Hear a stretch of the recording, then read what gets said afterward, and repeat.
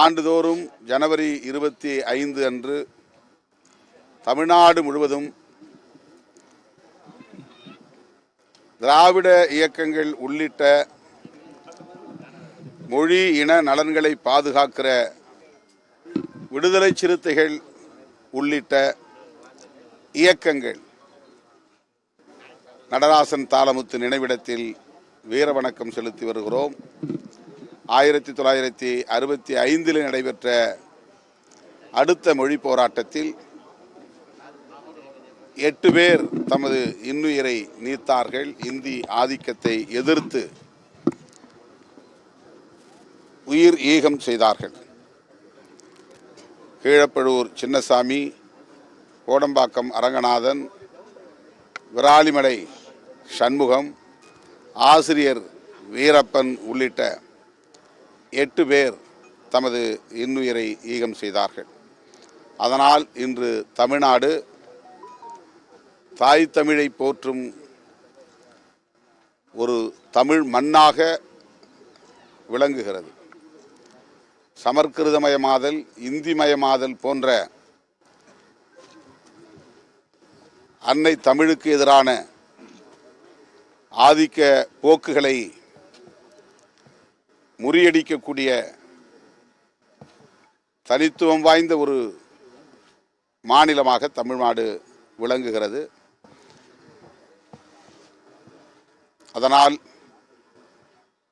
இந்தியாவுக்கே வழிகாட்டக்கூடிய ஒரு மாநிலமாகவும் தமிழ்நாடு இன்றைக்கு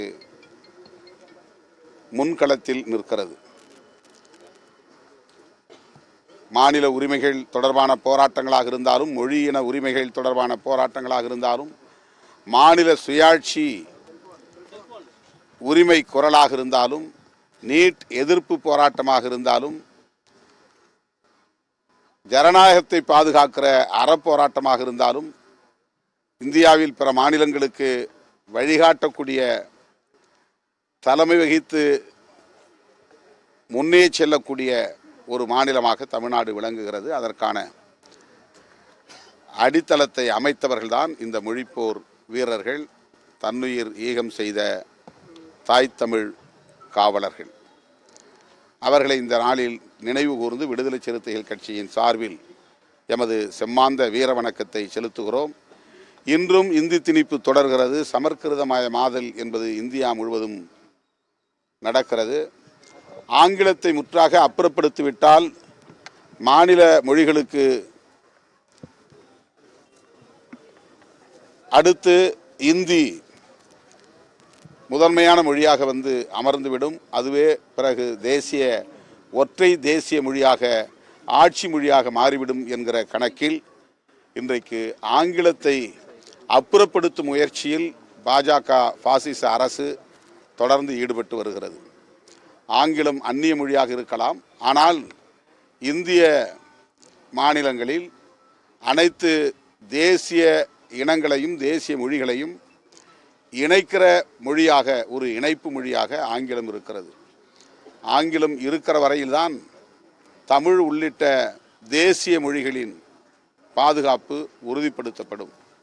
இதை நுட்பமாக உணர்ந்திருக்கிற சங் பரிவார்கள், RSS உள்ளிட்ட பாசிச சக்திகள் மாநில மொழியை கற்றுக்கொள்ளுகிற அதே வேளையில்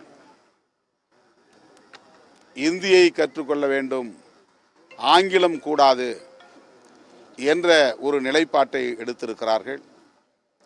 ஆங்கிலம் அந்நிய மொழியாக இருந்தாலும் அதுதான் இந்தியின் ஆதிக்கத்தை தடுக்கிற இடத்திலே இருக்கிறது என்பதை அவர்கள் மட்டுமல்ல, நாமும் உணர்ந்து வைத்திருக்கிறோம். இந்த நிலையில் தாய் தமிழை காப்பாற்ற வேண்டுமானால் இந்தி திணிப்பையும் சமற்கிருத திணிப்பையும் தடுத்தாக வேண்டும். இந்தி திணிப்பையும் சமற்கிருத திணிப்பையும் தடுத்தாக வேண்டுமானால் ஆங்கிலமே இணைப்பு மொழியாக இருக்க வேண்டும் என்று விடுதலை சிறுத்தைகள் கட்சி தொடர்ந்து வலியுறுத்தி வருகிறது. மீண்டும் வலியுறுத்துகிறோம்.